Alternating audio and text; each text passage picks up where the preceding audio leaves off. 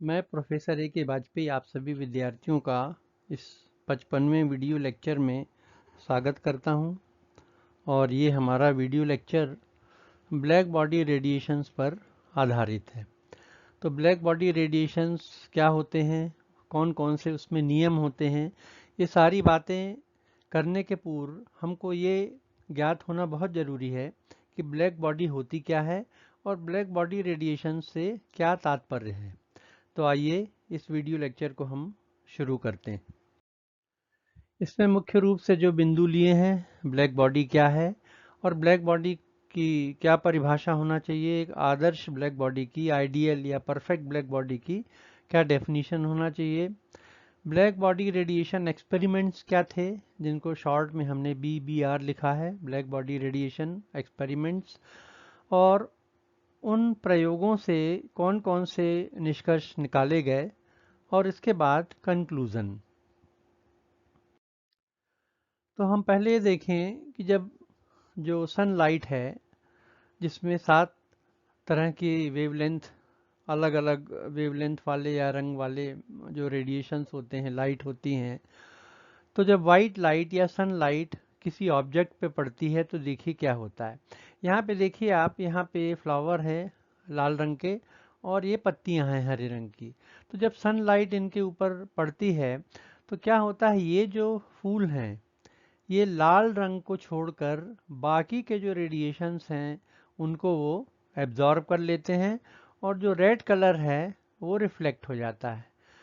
तो रिफ्लेक्शन के बाद ये जो लाल रंग की किरणें हैं, रेडिएशन हैं, जब ये हमारी आंखों में पहुंचते हैं तो ये एक रेड कलर की इमेज यहाँ पर प्रोड्यूस करते हैं रेटिना में, और हमको फिर ऐसा दिखाई देता है कि ये जो फूल हैं इनका रंग लाल है। इसी तरह से यहाँ पे देखिए आप, ये ग्रीन लीव्स हैं, हरे रंग के पत्ते हैं, और जब सनलाइट इनके ऊपर पड़ती है तो ये सब सारे रेडिएशंस को एब्जॉर्ब कर लेते हैं केवल ग्रीन को छोड़कर। तो ये जो ग्रीन लाइट है ये रिफ्लेक्ट हो जाती है और जब ये हमारी आंखों में पहुंचती है तो हमको ऐसा लगता है कि ये जो पत्ते हैं ये हरे रंग के हैं।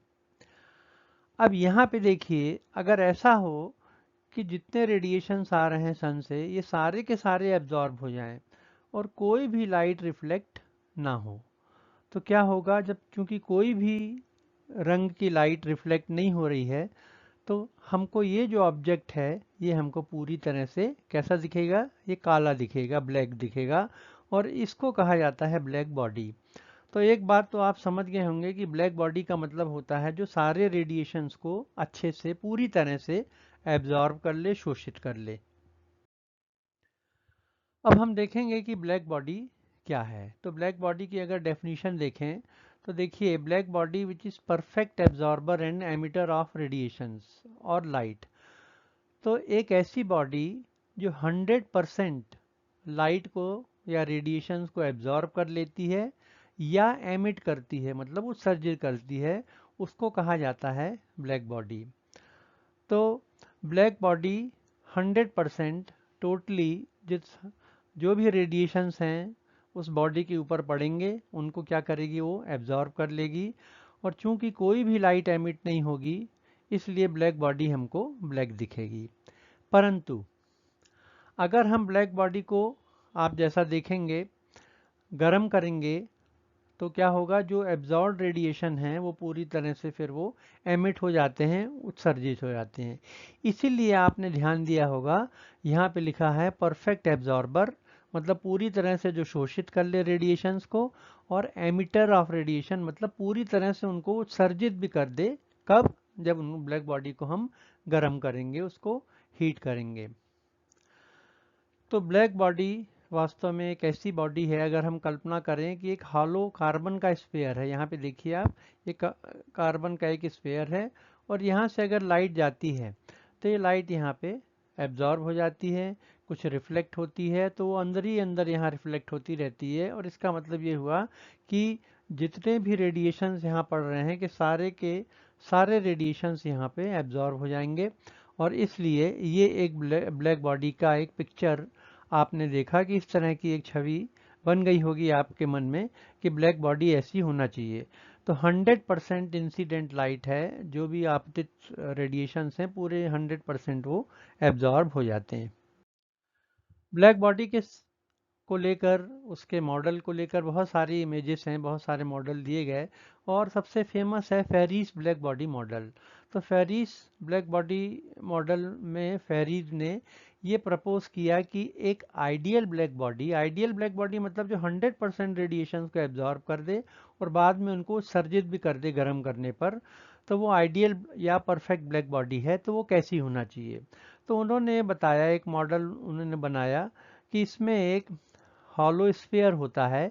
और तो ये आप देखिए, इसमें हॉलो स्फीयर है, स्फीयर हॉलो है, इसका मतलब है कि इसमें डबल लेयर है, एक जो इनर लेयर है अंदर की तरफ है और एक आउटर लेयर है। तो बाहर की जो लेयर है इसको हम क्या करेंगे, इसको पॉलिश कर देते हैं ताकि जो भी रेडिएशन इसके ऊपर पड़ेंगे वो रिफ्लेक्ट हो जाएं, ये एब्जॉर्ब ना हो पाए। और अंदर की जो लेयर है वो पूरी तरह से वो उसके ऊपर क्या करते हैं, लैंप की मतलब दिए की या लैंप से जो कार्बन उत्पन्न होता है, तो उस कार्बन की हम पॉलिश कर देते हैं। तो कार्बन चूंकि काला होता है, तो पूरी तरह से जो भी रेडिएशंस इसके ऊपर पड़ेंगे इस इनर लेयर के अंदर, तो वो पूरी तरह से अवशोषित हो जाएंगे। और इन दोनों लेयर के बीच में क्या होता है, वैक्यूम होता है, निर्वात होता है। अब यहाँ पे एक देखिए, एक छोटा सा एपर्चर या कैविटी बनाई गई है जिससे रेडिएशन आएंगे और उत्सर्जित भी होंगे बाद में। और ठीक इसके ठीक सामने आप देखिए, ये एक प्रोजेक्ट है, एक कोनिकल प्रोजेक्ट है, मतलब जैसे कोन टाइप का बना हुआ है। तो क्या होता है, वो इसलिए बनाया गया है क्योंकि जब यहाँ से रेडिएशंस आते हैं तो इसके ऊपर ये पड़ेंगे, और देखिए आप, ये अंदर ही अंदर ये एब्जॉर्ब भी हो जाएंगे और रिफ्लेक्ट भी हो जाएंगे। तो नॉर्मली चूंकि पूरा ये काला है अंदर से, इसलिए लगभग 90% से ऊपर 97% तक रेडिएशन एब्जॉर्ब हो जाते हैं, और बाकी के जो रेडिएशन हैं वो रिफ्लेक्ट होते हैं। पर रिफ्लेक्ट भी होंगे तो बाहर नहीं निकलेंगे, वो अंदर ही अंदर इस तरह से रिफ्लेक्ट होते हैं। तो ये एक मॉडल ऐसा है जिसको फेरिस ब्लैक बॉडी मॉडल कहा जाता है, और इसमें ये माना जाता है कि ये एक परफेक्ट एब्जॉर्बर है रेडिएशंस का। तो ये ब्लैक बॉडी का एक मॉडल है जिसको फेरिस ब्लैक बॉडी मॉडल हम कहते हैं। तो आपने इसका स्ट्रक्चर देख लिया, कैसे बना है ये और किस तरह से इसकी वर्किंग है, किस तरह से ये काम करता है।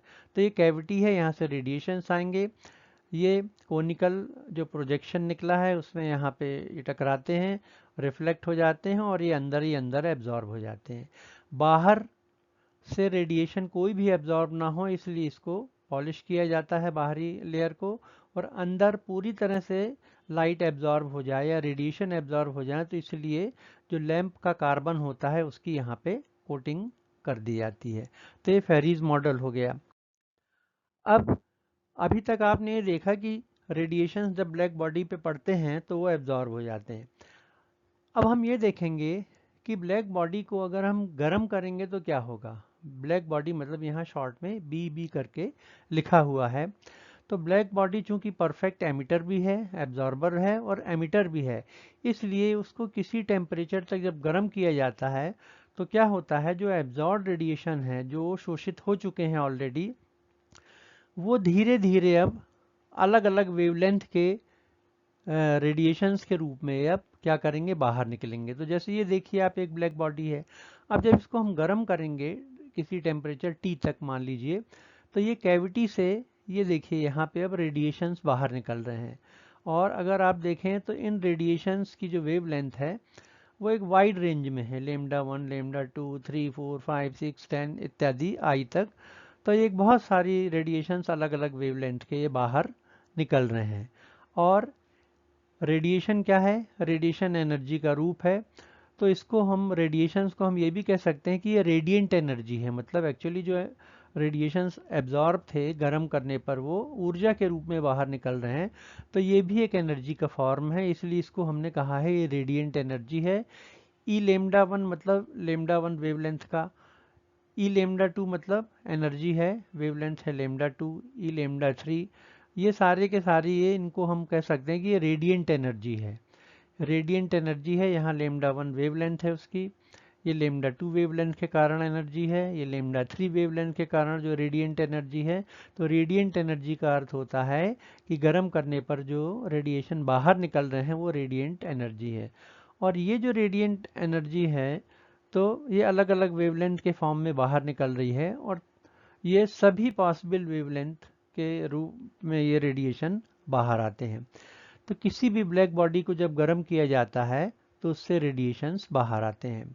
तो इसीलिए कहा गया है कि जो ब्लैक बॉडी है वो परफेक्ट एमिटर भी है, मतलब पूरी तरह से रेडिएशन जितने भी एब्जॉर्ब करता है वो बाहर निकाल देता है। ल्यूमर और प्रिंग्सशीम, ये दो साइंटिस्ट थे, उन्होंने क्या किया, ब्लैक बॉडी को अलग अलग टेम्परेचर तक गर्म किया। जैसे उदाहरण के लिए उन्होंने इसको 100 केल्विन तक गर्म किया, 300 पे, 500 पे, 1000 पे, 2000 केल्विन पे। तो ये अलग अलग कलर में आप देखिए इन ब्लैक बॉडी को गर्म किया गया है।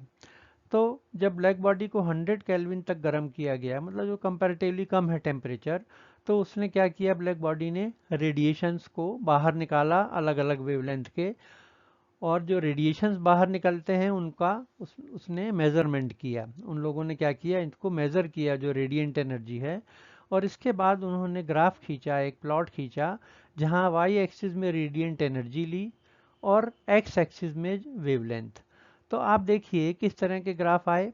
अगर टेम्परेचर कम है तो इस तरह का ग्राफ आया।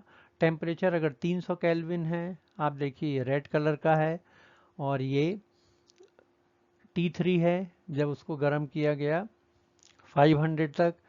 फिर ये ब्लू वाला देखिए 1000 डिग्री पे, ब्लैक वाला 2000 पे। तो इस तरह से अलग अलग टेम्परेचर पे जब हम ब्लैक बॉडी को गर्म करते हैं तो क्या होता है, जो रेडिएशंस हैं वो बाहर निकलते हैं, मतलब जो एनर्जी है रेडिएंट एनर्जी वो बाहर निकलती है। और इस रेडिएंट एनर्जी को ई लेमडा कहा जाता है, और इसको एमिजिविटी भी कहा जाता है, एमिजिविटी या रेडिएंट एनर्जी। और इस रेडिएंट एनर्जी को वाई एक्सिस में लेते हैं, जो वेवलेंथ है रेडिएशंस की जो बाहर निकल रहे हैं उसको एक्स एक्सिस में। तो इस तरह के प्लॉट अपन को प्राप्त होते हैं। तो ये एक्सपेरिमेंटल प्लॉट हैं, और ये ल्यूमर और प्रिंग्सशीम ने एक्सपेरिमेंट किया था, उसके आधार पे उन्होंने इन प्लॉट्स को खींचा, और इनको कहा जाता है स्पेक्ट्रल डिस्ट्रीब्यूशन कर्व। क्या कहा जाता है इनको, स्पेक्ट्रल डिस्ट्रीब्यूशन कर्व। अब हम देखेंगे कि ये एक्सपेरिमेंट सिंपल एक्सपेरिमेंट है। ब्लैक बॉडी को गर्म करते हैं अलग अलग टेम्परेचर तक, और जो रेडिएशंस निकले हैं उनकी वेवलेंथ और एनर्जी मेजर करके ग्राफ खींचते हैं, प्लॉट खींचते हैं। अब इससे मुख्य रूप से क्या निष्कर्ष निकलते हैं, सबसे पहला तो ये है कि जब किसी ब्लैक बॉडी को अपन गर्म करते हैं किसी भी पर्टिकुलर टेम्परेचर पे, तो कंटिन्यूसली उसमें देखिए आप रेडिएंट एनर्जी कंटिन्यूसली निकलती है। और थ्योरेटिकली आप देखिए जो वेवलेंथ है कम भी है ज़्यादा भी है, मतलब all possible wavelength ranging from 0 to infinity. तो थ्योरेटिकली 0 से इन्फिनिटी वेवलेंथ तक के रेडिएशंस निकलते हैं, कंटिन्यूसली निकलते हैं जब ब्लैक बॉडी को हम गर्म करते हैं। दूसरा निष्कर्ष ये है कि जो एमिजिविटी है, जिसको रेडिएंट एनर्जी है, इसको अपन energy emitted per unit wavelength per second, एक सेकंड में इकाई वेवलेंथ की कितनी एनर्जी निकलती है उसको कहा जाता है ई लेमडा या एमिजिविटी। तीसरा निष्कर्ष ये है कि जब वेवलेंथ 0 होती है तो ई लेमडा भी 0 है, और जैसे जैसे वेवलेंथ बढ़ेगी जो ई लेमडा है, मतलब जो रेडिएंट एनर्जी है या एमिजिविटी है, वो भी बढ़ती जाती है, मैक्सिमम हो जाती है और फिर कम होने लगती है। तो किसी भी ग्राफ में आप देखिए एमिजिविटी बढ़ती है वेवलेंथ बढ़ने के साथ साथ, मैक्सिमम होती है और फिर कम होने लगती है। हर ग्राफ में, किसी भी टेम्परेचर के ग्राफ में आप देखेंगे तो यही पैटर्न आपको प्राप्त होती है। तो जो ई लेमडा का मान है, मतलब एमिजिविटी का या रेडिएंट एनर्जी का मान है, वो बढ़ता है वेवलेंथ के साथ, फिर मैक्सिमम हो जाता है, और जिस वेवलेंथ पे मैक्सिमम होता है उसको लेमडा एम कहा जाता है, और उसके बाद वो डिक्रीज होता है, कम होने लगता है। फिर चौथा निष्कर्ष ये है कि किसी भी प्लॉट का, ये जो है स्पेक्ट्रल डिस्ट्रीब्यूशन कर्व है, इसका अगर अपन प्लॉट एरिया देखें तो ये जो प्लॉट एरिया है ये लेमडा एक्सिस, ये हो जाती है लेमडा एक्सिस वेवलेंथ की, और ये एनर्जी। तो ये जो प्लॉट एरिया है ये रेडिएंट एनर्जी को व्यक्त करता है। जितना ज़्यादा प्लॉट एरिया होगा उतनी ज़्यादा रेडिएंट एनर्जी होगी, मतलब उतनी ज़्यादा एनर्जी ब्लैक बॉडी से निकली है। तो यहाँ पे देखिए आप 3000 केल्विन पे उदाहरण के लिए ये एक छोटा सा प्लॉट अपन को यहाँ पे प्राप्त हुआ है, और 5000 पे आप देखिए ये बड़ा प्लॉट। तो इसका अर्थ हुआ कि इसका प्लॉट एरिया कम है वाई एक्स एक्सिस से, और इसका प्लॉट एरिया ज़्यादा है। तो इसका अर्थ ये हुआ कि अगर टेम्परेचर ज़्यादा होगा तो रेडिएंट एनर्जी भी ज़्यादा होगी, टेम्परेचर कम होगा तो रेडिएंट एनर्जी भी कम होगी। तो जितना ज़्यादा टेम्परेचर का मान होगा ब्लैक बॉडी के, उतनी ज़्यादा ई लेमडा की भी वैल्यू होगी, या रेडिएंट एनर्जी की वैल्यू भी उतनी ज़्यादा होगी। फिर जैसे जैसे ब्लैक बॉडी का टेम्परेचर बढ़ता है, मतलब जिस टेम्परेचर पे अपन गर्म करते हैं ब्लैक बॉडी को, वो जैसे जैसे बढ़ाया जाता है, लेमडा एम का मान जिस पे मैक्सिमम एनर्जी मिलती है अपन को वो कम हो जाती है। जैसे यहाँ पे देखिए अगर 3000 केल्विन पे है तो ये लेमडा एम का मान है, मतलब मैक्सिमम रेडिएंट एनर्जी जहाँ पे मिली है वो वेवलेंथ कहलाती है लेमडा एम। तो इसके जो पीक से एक परपेंडिकुलर खींचेंगे आप, ये लेमडा एम है। परंतु अगर आप 5000 केल्विन का आप ग्राफ देखेंगे स्पेक्ट्रल डिस्ट्रीब्यूशन कर्व, तो आप देखेंगे कि जो लेमडा एम का मान है वो लेफ्ट हैंड साइड में शिफ्ट हो गया, मतलब कम हो गया। तो जैसे जैसे ब्लैक बॉडी का टेम्परेचर अपन बढ़ाएंगे लेमडा एम का मान कम हो जाता है। इसका सीधा सीधा अर्थ ये हुआ कि lambda M inversely proportional to होता है टेम्परेचर के, या lambda M is proportional to 1/T। Lambda M है वेवलेंथ, वो वेवलेंथ जिस पे मैक्सिमम रेडिएंट एनर्जी मिलती है, और टेम्परेचर है ब्लैक बॉडी का केल्विन में टेम्परेचर। तो lambda M proportional to 1/T, या इसी को दूसरे शब्दों में अपन लिखेंगे तो लेमडा एम इंटू 1/T, मतलब lambda M into T equals to हो जाता है कांस्टेंट। यहाँ पे b एक कांस्टेंट है और इसकी वैल्यू 2.88 इंटू 10⁻³ मिली केल्विन, इसकी जो मान है वो कैलकुलेट किया गया है। तो lambda M into T equals to B, यहाँ पे b एक कांस्टेंट है। तो अभी हमने जैसे देखा कि lambda M is proportional to 1/T, तो जितना ज़्यादा टेम्परेचर ब्लैक बॉडी का होगा तो वो ब्लैक बॉडी, अगर ये ज़्यादा होगा तो जो लेमडा एम है उसका मान कम होगा। तो इसका अर्थ ये हुआ कि अगर ऑर्डिनरी टेम्परेचर पे ब्लैक बॉडी को अपन गर्म करेंगे तो रेडिएशंस जो निकलेंगे वो लॉन्गर वेवलेंथ के निकलेंगे, और इसके विपरीत अगर ब्लैक बॉडी को हायर टेम्परेचर तक हम गर्म करेंगे तो रेडिएशंस शॉर्टर वेवलेंथ के निकलेंगे, क्योंकि वेवलेंथ और टेम्परेचर में इन्वर्स रिलेशन है। तो इसका बड़ा एक सीधा इंटरेस्टिंग एग्जांपल है कि अगर एक आयरन बॉल को, लोहे की बॉल को अगर हम गर्म करते हैं, तो अगर कम टेम्परेचर पे गर्म करें जैसे 500 डिग्री पे, तो वो रेड कैसे दिखेगी, वो लाल रंग की हो जाएगी। अगर उसको हम 800 तक या 800 डिग्री तक गर्म करेंगे तो क्या होगा, वो कैसी तो वो कैसी दिखेगी, येलो कलर दिखेगी। इसी तरह से अगर हम 1000 डिग्री तक गर्म करेंगे तो वो वाइट हो जाएगी। तो टेम्परेचर अगर कम है तो वेवलेंथ ज़्यादा है, टेम्परेचर अगर ज़्यादा है तो वेवलेंथ यहाँ पे आप देखेंगे कि वेवलेंथ कम है। अब इससे संबंधित कुछ नियम हैं ब्लैक बॉडी के, laws of black body radiations. जैसे स्टीफन बोल्ट्जमैन का नियम है जो 1884 में दिया गया था। वीन डिस्प्लेसमेंट लॉ है, 1893 में इसको दिया गया था। और रेले जीन्स लॉ जो 1900 में दिया गया था। तो अगला जो वीडियो लेक्चर होगा उसमें हम आपको बताएंगे कि ये ब्लैक बॉडी रेडिएशन से संबंधित ये नियम क्या होते हैं, और किस प्रकार से ब्लैक बॉडी रेडिएशन के एक्सपेरिमेंट्स के जो रिजल्ट्स हैं उनको ये किस तरह से समझा पाते हैं। तो अगले वीडियो लेक्चर में हम ब्लैक बॉडी रेडिएशंस के नियम की बात करेंगे, laws on black body radiations. और इसको चैनल को आप सब्सक्राइब कीजिएगा क्योंकि हिंदी में है पूरा ये चैनल हमारा केमिस्ट्री के वीडियो लेक्चर का। तो थैंक यू वेरी मच।